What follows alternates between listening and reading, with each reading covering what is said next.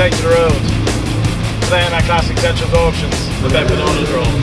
And now I've got the chance to drive a car that I've always loved.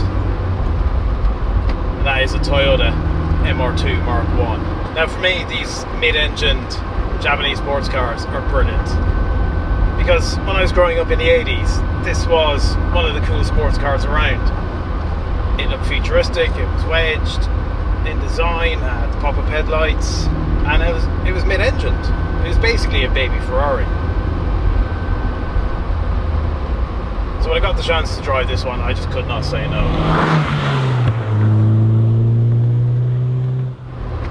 Now this particular Mark 1 is a 1986 1.6 T-bar.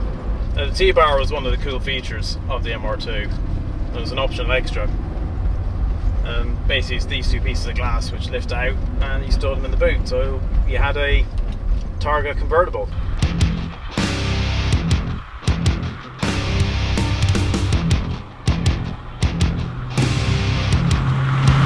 Now this compact little unit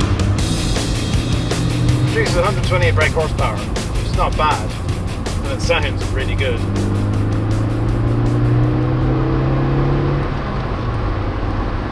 Sends power to the rear wheels, and you know, I've been driving around in this for the last few hours and it's a brilliant little car. The engine is very lively, loves to rev, and the 5-speed gearbox is fantastic. It really is. I mean, I've always liked Toyota gearboxes. They're generally very good, very slick, very easy to use, and this one is no exception.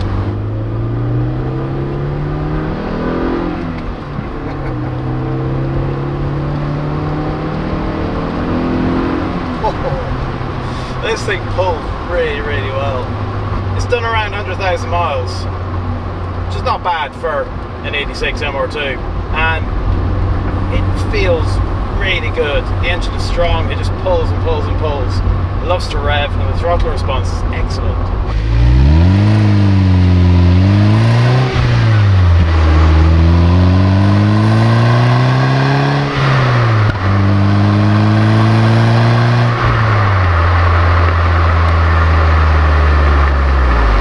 Now the handling is good, but I am going to compare this to my Bertone X19. For me, the handling of my X19 is better than this.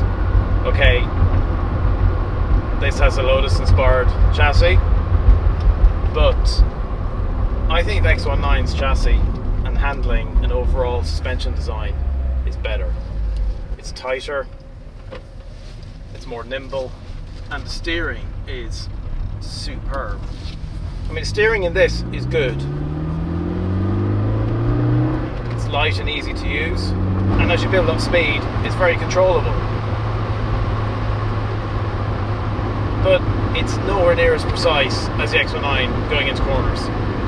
Yeah, you can control it well, but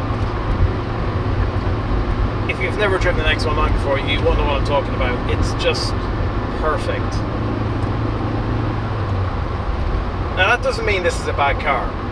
No, this is a very good car. And it's one of the cleanest Mark 1 MR2s I've seen for a while.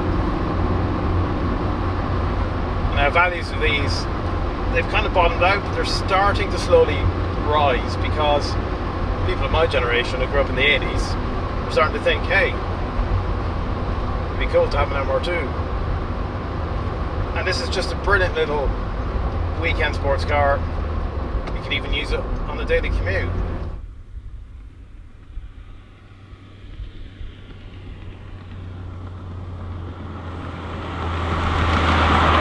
Comfortable in here as well. This one's got blue interior which matches the blue exterior. Some people mightn't like the blue cloth on this, but it's okay. If it was leather, it would be much cooler. But the seats are really comfortable. The lumbar support here is just fantastic. And there is a little bit more room than my X19. I actually have a footrest here that I can use. My X19 has a footrest. I can't use it because I'm too tall. And the center console of the dashboard gets in the way.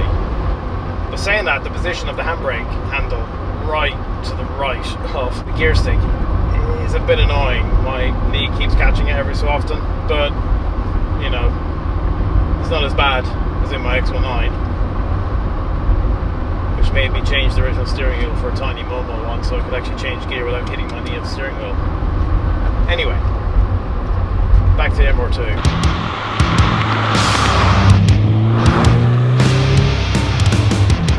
Now the estimate for this one in the auction is £2,500 to £3,500, which I think is fantastic value for money. Now this one isn't perfect. The paintwork is starting to look a bit tired. It's got scratches and things, as you'd expect for a car from 1986. You know, it's been used, but it feels very tight. The interior is in great condition. This is a brilliant little driver. That's what this car is. And a huge amount of fun for not a lot of money.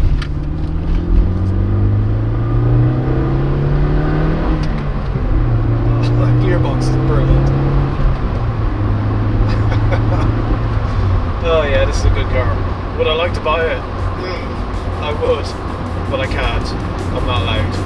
But this is a superb little mid-engine sports car. It's got everything. This is a good little car.